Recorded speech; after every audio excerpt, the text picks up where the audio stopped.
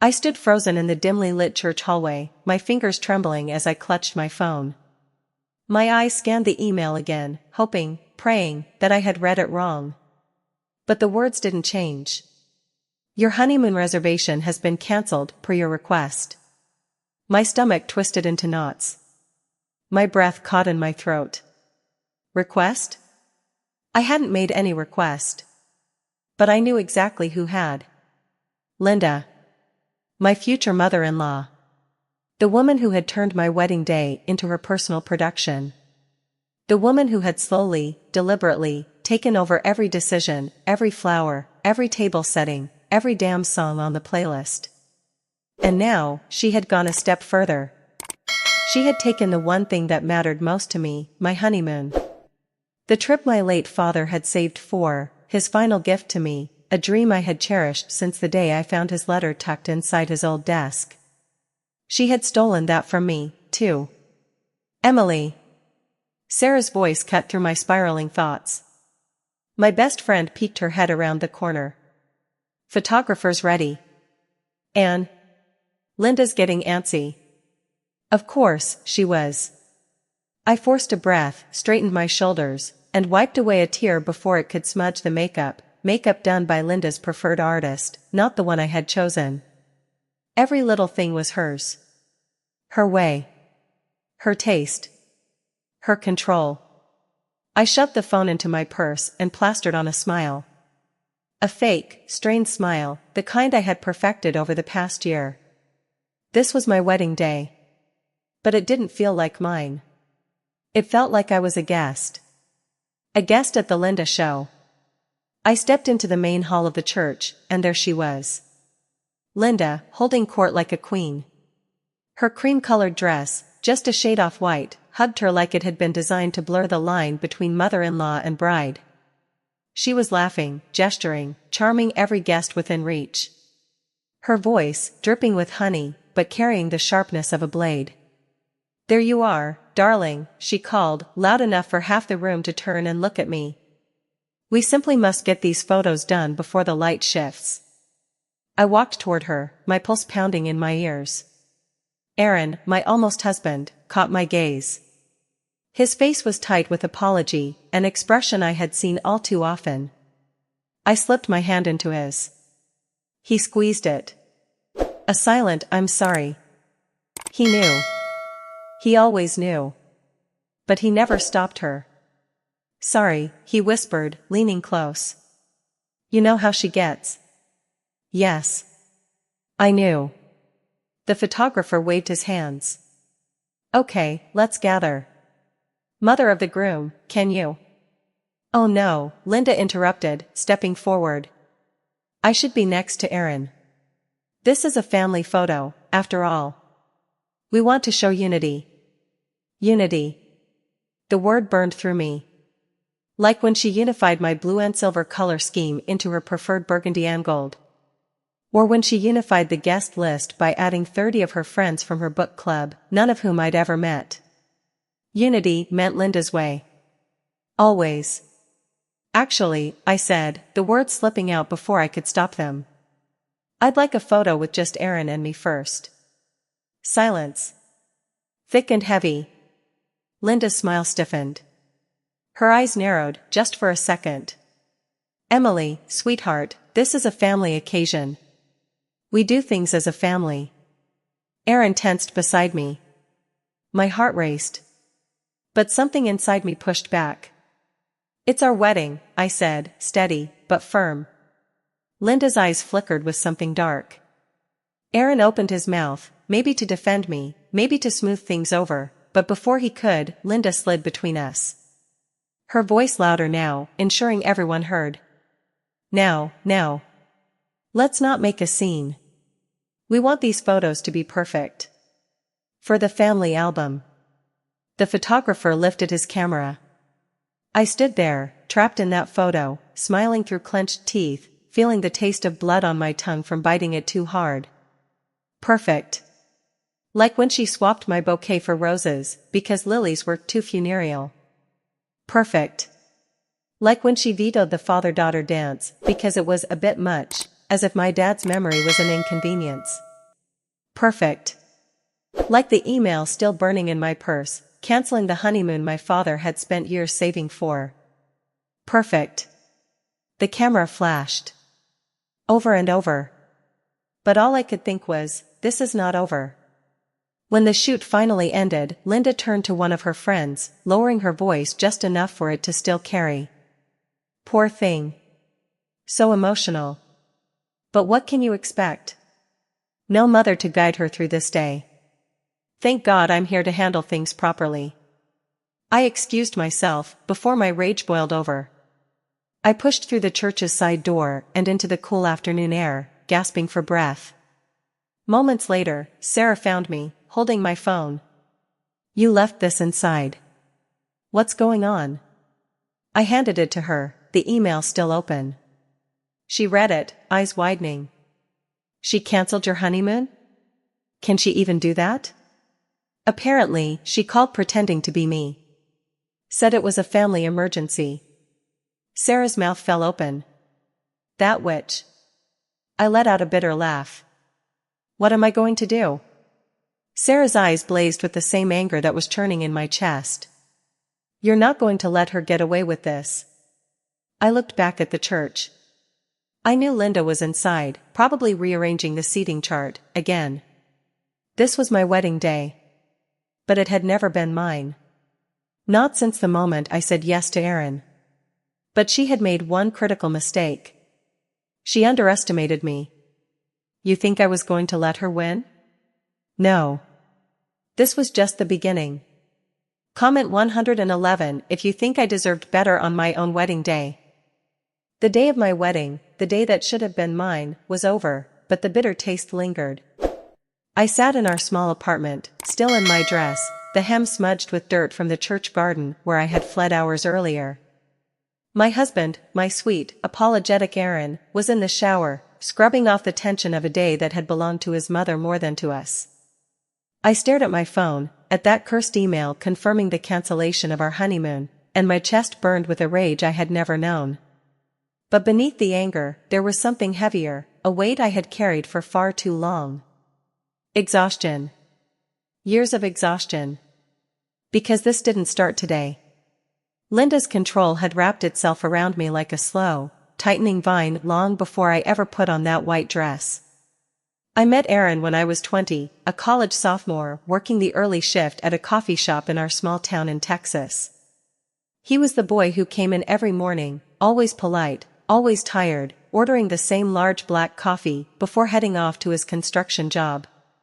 We started talking. He was saving up to finish his degree after taking time off to work and help his family. His father had left when he was a teenager, and his mom, Linda, had practically raised him alone. He spoke about her with a kind of reverence that I admired then. I didn't know, not yet, what that reverence really was: fear, guilt, and obligation all wrapped into one. We started dating, and I fell hard. I loved him, his work ethic, his kindness, his easy laugh. But I also fell into his life. His family's life. And that's where Linda was waiting. At first, she seemed sweet. Overly involved, sure, but I brushed it off. That's just how she is, Aaron would say when she called him 3 times during our date nights. She just cares a lot. I wanted to believe that. I wanted her to like me. So I made myself available. I picked up extra shifts at the coffee shop so I could help Aaron with his student loans. I drove across town after classes to help paint his mom's living room. When her car broke down, I was the one who called around to find the best repair shop. Every time she asked, I said yes. Because I loved Aaron. And because I thought that's what family did. But Linda's kindness had sharp edges. She didn't criticize me outright, she was far too clever for that. Her barbs were wrapped in smiles. Oh, sweetheart, you look so tired, she'd say whenever I showed up after a 10-hour shift, holding a paintbrush in one hand and a pizza in the other. Aaron works so hard. You should try keeping up. She'd laugh, and Aaron would shift uncomfortably beside me, but he never said anything. Neither did I. The first time I realized that her requests weren't really requests was on my 21st birthday. Aaron had made plans, dinner at a steakhouse 2 towns over, just the two of us. I was so excited. But an hour before we were supposed to leave, Linda called. She had a family emergency. We rushed over, my heart pounding, imagining her collapsed on the floor, or the house on fire. It was the dishwasher. It had overflowed. That was the emergency. And as I stood there, mopping up soapy water, she smiled and said, "See, we handle things together. Like family." Family. That word became her weapon. When Aaron proposed a year later, I thought things would get better. That maybe she'd back off, give us space to build our life. I was wrong. Engagement didn't give me a seat at the table, it made me part of her kingdom. The first battle was the cake. I had picked a lemon cake with buttercream frosting, light, fresh, my favorite. 2 weeks before the engagement party, Linda called the bakery and changed the order to chocolate ganache because, according to her, everyone loves chocolate. When I confronted her, she smiled and said, "Oh, honey, it's not a big deal. It's about the family. You want everyone to enjoy it, don't you?" Then came the bridesmaids' dresses. I had chosen a soft blue, but Linda said it was too bold. She preferred pastels, something timeless. One by one, my choices were erased, replaced by hers. Aaron always looked guilty but helpless. "You know how she is," he'd say. I knew. But it didn't make it easier. There were so many moments like that. Small, seemingly insignificant, but together they painted a picture of a woman who saw me not as a partner for her son, but as an accessory to her image of a perfect family. I tried to talk to Aaron, but he was caught in her web. She had raised him to see her as the foundation of everything good in his life. He loved me, but he was afraid of disappointing her. And so, time after time, I was the one who compromised. I was the one who gave in. But the honeymoon, that was different. That was sacred. My father had worked 2 jobs for years to save for that trip. He had died in a car accident when I was 16, leaving me and my mom to piece our lives back together. Before he passed, he wrote me a letter, telling me about the fund he had set aside for my honeymoon someday. He wanted me to see the world, to experience the kind of joy we could never afford when he was alive. Linda didn't know that part. She thought she was canceling just another thing I wanted. But she had crossed a line. She had stolen something from my father's memory. That was when I realized, this wasn't just about a controlling mother-in-law. This was about me. About my future.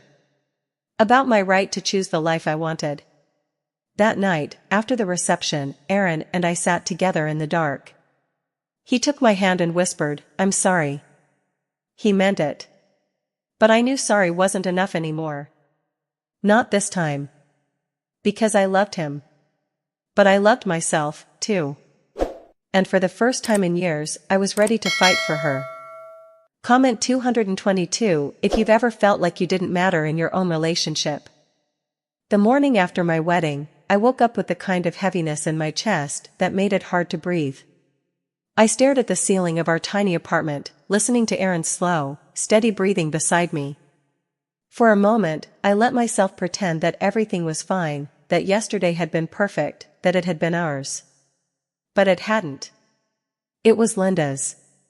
Every detail, every moment, every forced smile for a camera I hadn't wanted to face. And when I thought of my father, of what was supposed to be a day honoring his memory, I felt the ache in my throat swell so tight, I had to bite my lip to keep from crying. I got up quietly and padded to the kitchen, the hem of my pajama pants brushing against the linoleum floor.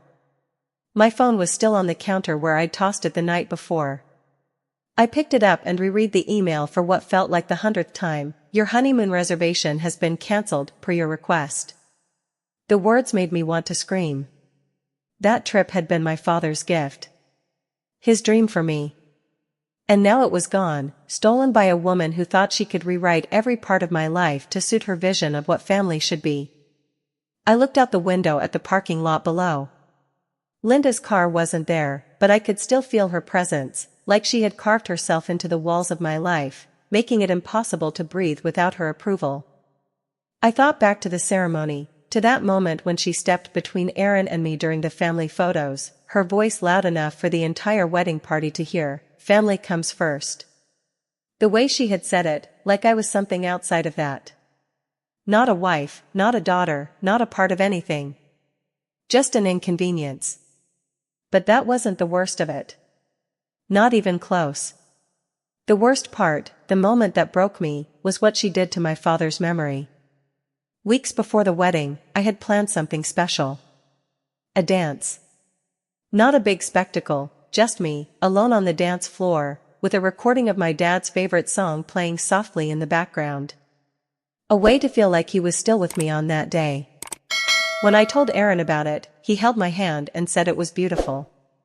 When I told Linda, she pursed her lips like I had suggested setting the church on fire. "Oh, sweetheart. Do you think that's appropriate?" Her voice had been soft, gentle, but I knew what was coming. "It's a happy day. We wouldn't want to bring everyone down, would we?" I had protested. I had stood my ground. For once, I had said, "This matters to me." But the morning of the wedding, when I checked the final schedule, the dance was gone. Removed. Erased. Replaced by a slideshow of family photos, Linda's family. Her smiling beside Aaron at his graduation. Her holding his hand at his first job site. Her. When I asked what happened, she smiled like she was doing me a favor. "I just thought it would be better this way. You'll thank me later." But I didn't thank her. I swallowed it. I pushed it down, like I always did. Like I had done when she replaced my bouquet of white lilies, my father's favorite, with red roses, because lilies were too funereal. Like I had done when she switched the song I'd chosen for my walk down the aisle because hers was more elegant. I had smiled. I had nodded. I had made it through the ceremony, with my heart breaking beneath every step. But the photos, that was different. That was the moment something inside me snapped. I stood there, in that suffocating dress, the Texas sun beating down, my smile frozen in place as Linda positioned herself between me and my husband like it was her right. I looked at Aaron, at his tired, apologetic face. I thought about my dad, how he used to tell me I was strong, that I didn't need to shrink for anyone. And I realized, right then, that I had done nothing but shrink. Shrink to fit into Linda's family. Shrink to keep Aaron from choosing between us. Shrink to survive. But I wasn't surviving. I was disappearing. As the photographer snapped picture after picture, I made a decision. Right there, behind my smile. This was it. I would not let her take anything else from me. Later that night, when the guests were gone and the apartment was quiet, I stood in the bathroom, peeling off the lashes Linda insisted I wear, wiping away the foundation that wasn't my shade. I looked at myself, really looked, for the first time in months. I saw someone small. Someone tired. Someone I barely recognized. But beneath all of that, I saw something else. A flicker. A fight. Aaron came in, his tie loose around his neck. He stood behind me, his eyes meeting mine in the mirror. "I know today was hard," he said softly. I nodded. "I can't do this anymore, Aaron." His face fell. "What do you mean?" "I can't live like this. With her controlling everything. Our life, our choices, me." My voice cracked. "I love you. But I'm losing myself. And I won't let that happen." He was quiet for a long time. Then he nodded. "I don't want to lose you. I'll talk to her." I wanted to believe him. But I had heard those words before. So this time I didn't just hope. I made a plan. The next morning, while Aaron was at work, I called Sarah. I told her everything, every insult disguised as kindness, every stolen moment, every quiet humiliation. She listened, the anger in her voice mirroring the fire in my chest.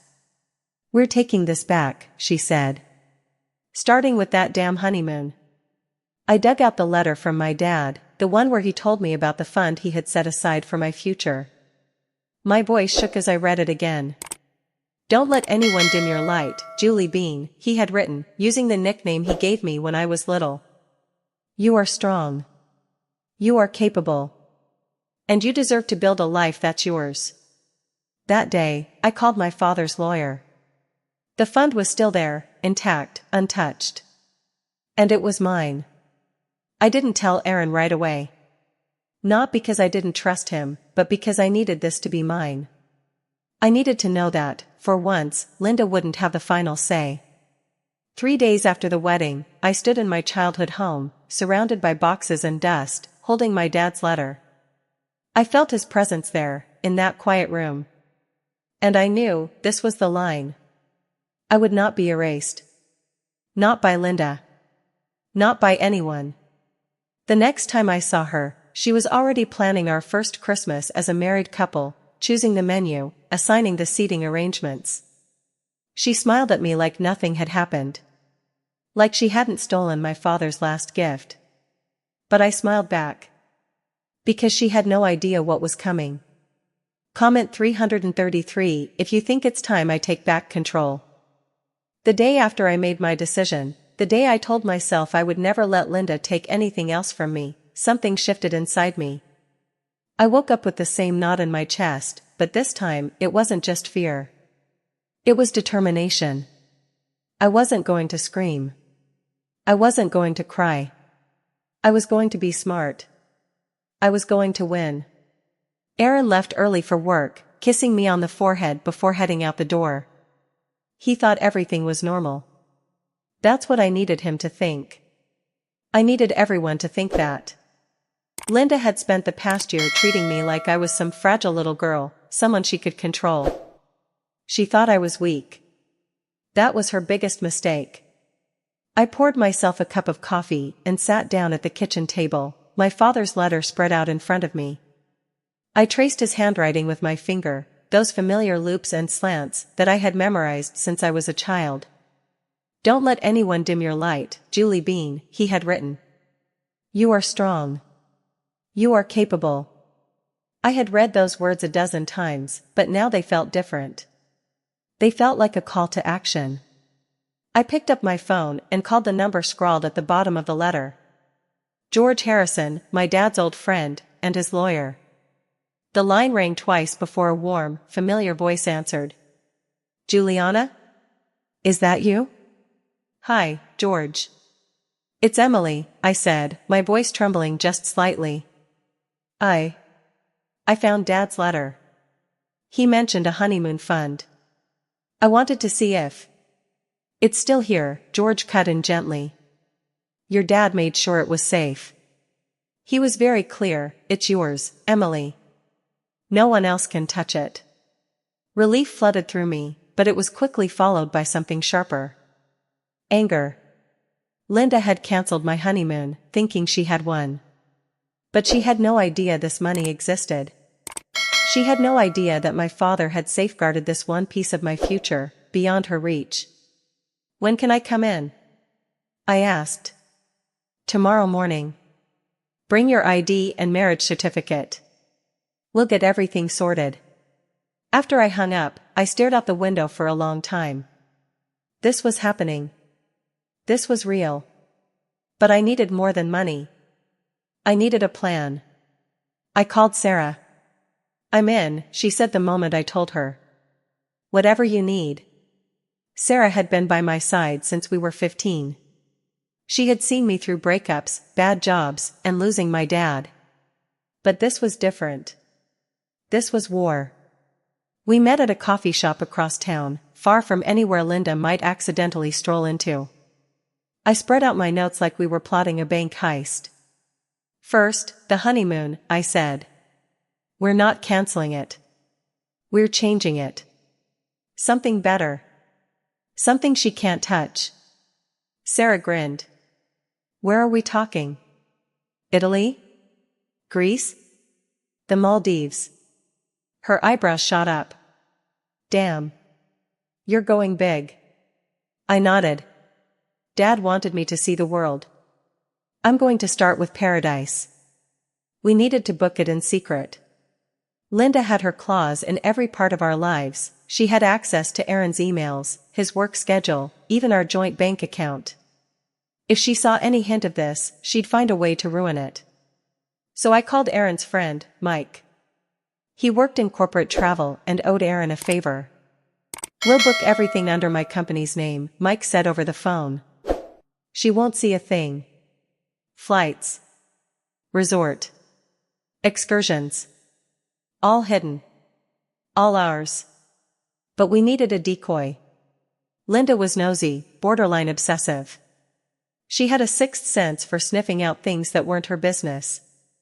So we gave her something to find. A fake trip to Colorado. I used my personal email, the one Linda had somehow managed to access before, to book a fully refundable cabin in Aspen. I forwarded the confirmation to Aaron's work email, knowing Linda checked it whenever he left his laptop open. Within hours, she'd seen it. She called me that evening, her voice dripping with fake sweetness. Aspen, darling? That sounds rustic. Yeah, I said, keeping my tone light. We just need some quiet time after all the wedding craziness. I agree. Family can be a lot. You two deserve some peace. She paused. You know, if you need any suggestions for things to do, we'll figure it out, I cut her off, pretending to stifle a yawn. It's nothing fancy. Just us. She bought it. I could hear it in her voice. She thought she'd won. But the real work was keeping her distracted. That's where Sarah came in. Linda loves control, I said over drinks later that night. Let's give her plenty of it. Sarah was brilliant. She called Linda the next day, pretending to be overwhelmed by the responsibility of helping us settle into married life. She asked for advice on everything: curtains, silverware, wall colors. Linda took the bait. She spent hours dragging Sarah to home goods stores, sending me endless texts about fabric swatches and cookware brands. Meanwhile, I kept my face neutral. I smiled through Sunday dinners where Linda held court, talking about our simple little Aspen trip, while I pictured myself sipping cocktails over crystal clear water halfway across the world. The hardest part was keeping Aaron in the dark. He knew about the honeymoon fund, but I hadn't told him everything. Not yet. I needed him to see it, to understand why this mattered. Because this wasn't just about Linda. It was about us. Our future. Our freedom.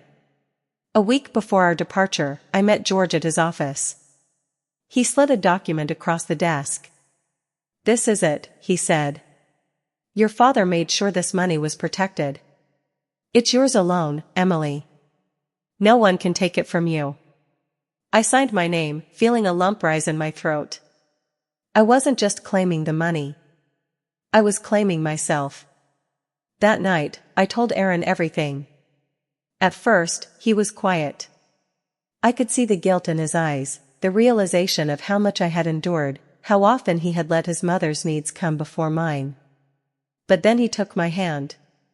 "We're doing this," he said. "Together." The final days were a blur of careful lies and hidden excitement.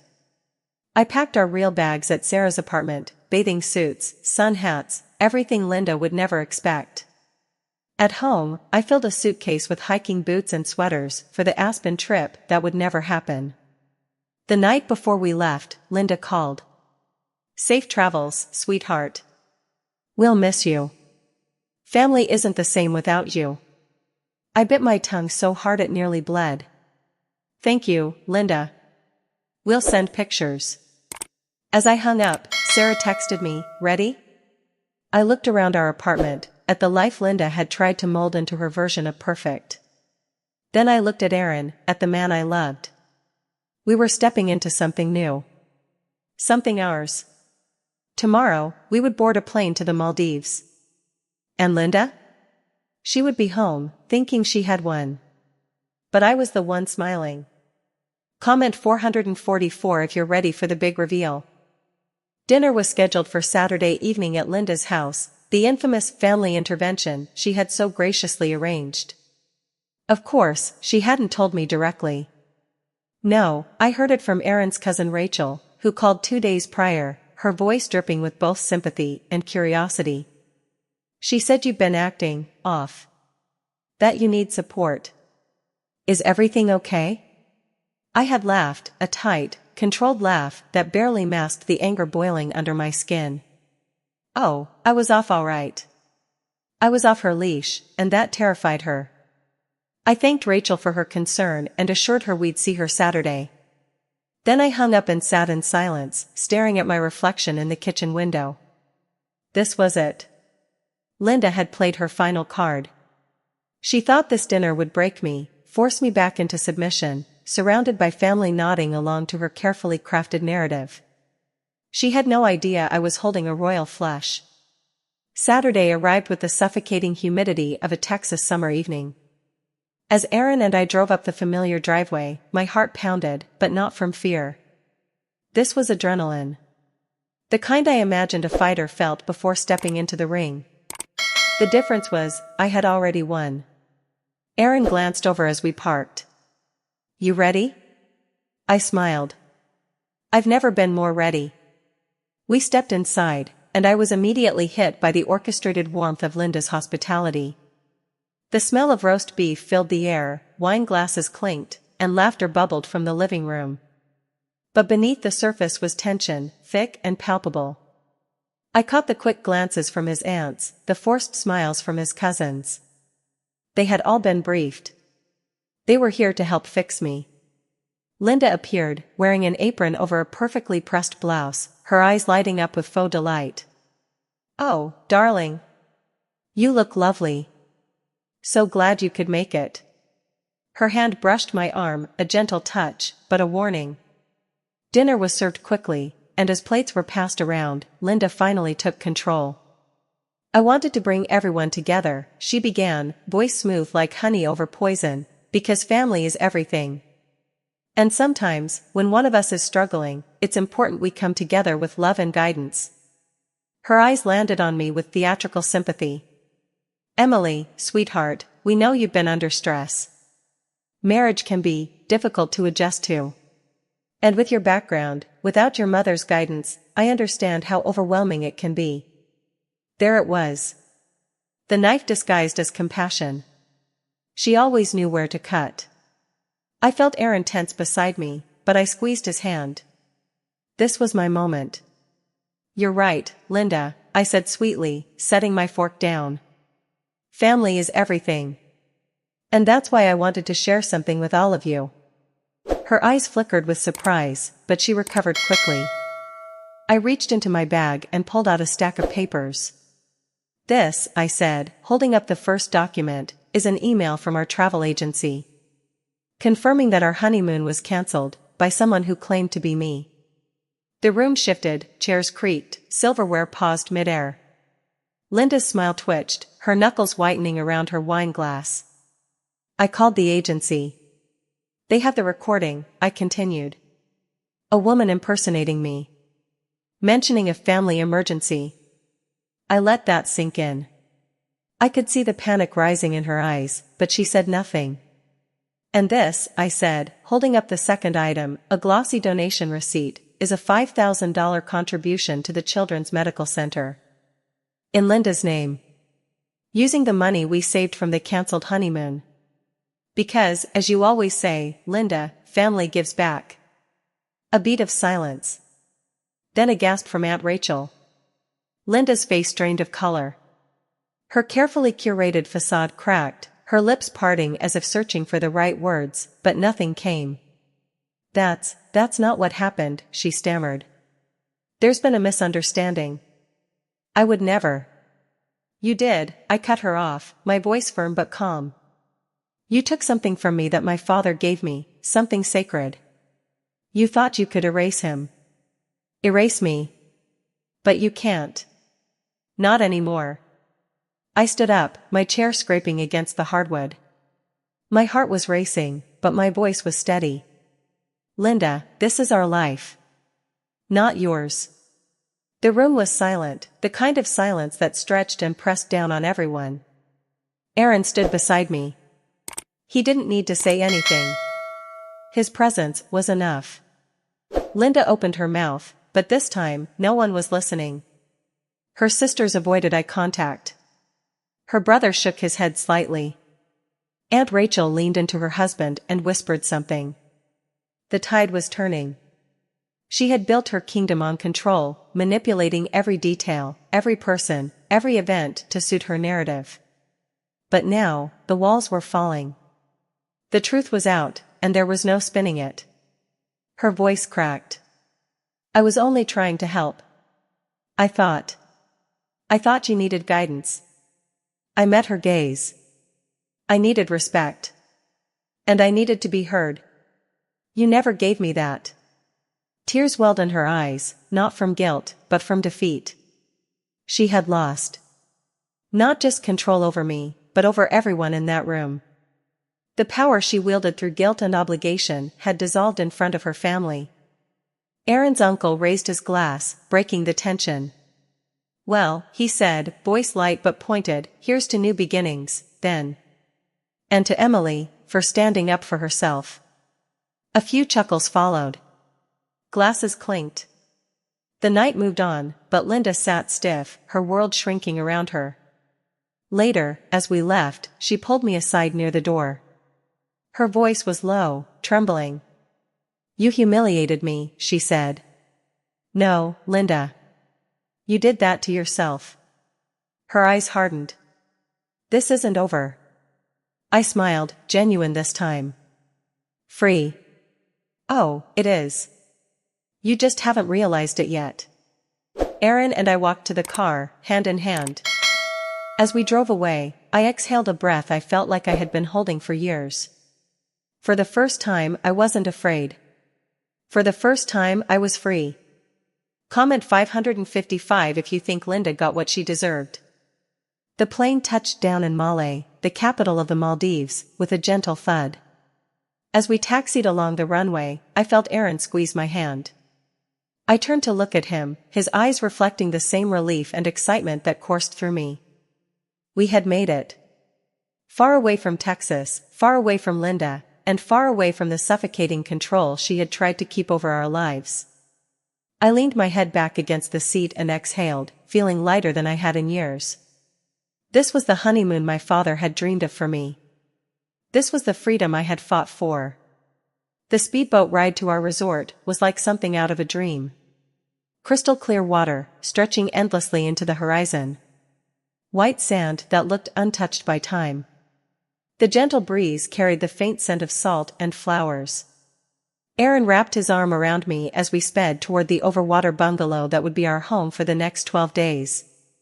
For the first time since we'd said I do, I felt like his wife, not Linda's daughter-in-law. We agreed to switch off our phones the moment we arrived. No texts. No emails. No social media. We wanted to exist only for each other, and for ourselves. We wanted to soak up every second of this gift my father had left me, a gift no one could take away. The days blended into one another, in the most beautiful way. We snorkeled over coral reefs, watched baby sharks dart beneath our bungalow, and napped in hammocks as the waves whispered beneath us. We drank wine under the stars, made love with the windows open to the sound of the ocean, and laughed, really laughed, in a way we hadn't since before wedding planning became a battlefield. For the first time, Aaron wasn't tense. He wasn't watching his phone for his mother's calls. He wasn't apologizing for her. He was simply with me. We were free. On day 5, we woke early to catch the sunrise. Wrapped in a blanket, sipping coffee on our private deck, I felt my father's presence. He would have loved this, the stillness, the beauty. I pulled his letter from my bag, the same one I had read 100 times, and ran my fingers over his words. Being strong doesn't mean being cruel. It means standing your ground with kindness. I had done that. I had finally found the balance. I had fought for myself without becoming like Linda. And for the first time, I felt like I had honored both of my parents, their strength, their love, their belief in me. On day 10, Aaron decided to check his work email, just to confirm our flight home. He connected to the resort Wi-Fi, but within seconds, his eyes widened. "You need to see this," he muttered. He handed me his phone. Hundreds of missed texts, voicemails, and emails. But it was the video that caught my attention first, a shaky clip filmed at what appeared to be a charity gala back home. Linda was on stage, clutching a champagne glass, her voice slurring into a microphone. They think they can humiliate me? I gave them everything. I built this family." She staggered slightly, gesturing wildly. "That girl, she's nothing without me. Ungrateful." "They all are." Gasps echoed in the background. Guests exchanged awkward glances. Security approached her, trying to gently escort her off the stage. But not before she slurred one final line into the microphone: "I cancelled their damn honeymoon for their own good." The video cut out. I stared at the screen, my heart pounding, but not with fear. This was something else. Shock, maybe. Satisfaction, definitely. Linda had finally revealed her true self, and this time, she had done it in front of the entire town. Aaron's phone buzzed again, another message from his Aunt Rachel. "Mom's bridge club revoked her membership. Dad's furious. Uncle Mike said she's not welcome at Christmas this year. People are talking about the gala everywhere. You guys okay?" I looked up at Aaron, who was already scrolling through more texts. "My dad," he whispered. His voice caught in his throat. He texted me." I leaned over to see the message from Aaron's father, the man who had left years ago, driven away by Linda's control. "Proud of you, son. I know it wasn't easy. Standing up to her never is. But you did it. Let's get coffee when you're back. I'd love to see you both." Aaron's eyes glistened. He hasn't reached out in I don't even know how long. I took his hand. "Maybe this is the start of something better. For you. For him. For all of us." We spent the rest of the day talking, about our future, about boundaries, about how we would move forward as partners. We weren't just escaping Linda. We were rebuilding ourselves. Together. When we landed back in Texas a few days later, reality hit quickly. The video had gone viral, not just in our town, but beyond. Local gossip blogs picked it up. The charity gala board issued a statement apologizing for the incident. Linda had become a cautionary tale, the controlling mother-in-law who lost everything. But what surprised me most was Linda herself. She had posted a public apology on Facebook, a long, carefully worded statement. "I've made mistakes. I've overstepped. My intentions were always to protect my family, but I see now that my actions hurt the people I love. I am seeking counseling to address my need for control. I hope, in time, my family can forgive me." I didn't believe every word. I knew Linda. This wasn't a fairy tale transformation. But it was a step. And for the first time, it was a step she had to take without me holding her hand. A week later, she called. I stared at her name on my screen for a long time before answering. Her voice was quieter than I remembered. "Emily. I know I can't undo what I've done. But I'd like to try. When you're ready. I'd love to see you. No expectations. No control. Just talk." I didn't forgive her then and there. I didn't owe her that. But I left the door open, just a crack. Because standing my ground didn't mean slamming it shut forever. That night, I sat on our balcony, holding my father's letter once more. Being strong doesn't mean being cruel. It means standing your ground with kindness. I had done that. And I was proud. Aaron joined me, slipping his arm around my waist. "So, where are we going next? Greece? Japan? Anywhere but Aspen?" I laughed, leaning into him. "Wherever we want. Because it's our life now. Sometimes, the best revenge isn't getting even. It's breaking free. Comment 666 if you believe strong women always win. Looking back now, I realize that my story isn't just about a honeymoon or a meddling mother-in-law. It's about something much deeper, something so many of us struggle with but are often afraid to confront. It's about boundaries. About standing up for ourselves when others, especially those we love, try to control or diminish us. It's about reclaiming our voice when it's been drowned out for far too long. For me, it took losing pieces of myself to finally understand that love and respect cannot exist without boundaries. I had to learn that being part of a family doesn't mean surrendering who you are. It doesn't mean you let others dictate your happiness. Real love, real family, allows you to be yourself, to grow, to thrive. I know I'm not alone. Many of you watching this have faced your own versions of Linda, people who overstep, who suffocate you with their expectations, who make you feel small to keep their power intact. Maybe it's a mother-in-law. Maybe it's your own parent, a sibling, or even a partner. So, I want to hear from you. Have you ever faced a controlling family member? How did you handle it? Or maybe, you're still trying to find your way out. Share your story in the comments below. Your words might help someone else gather the courage to stand up for themselves.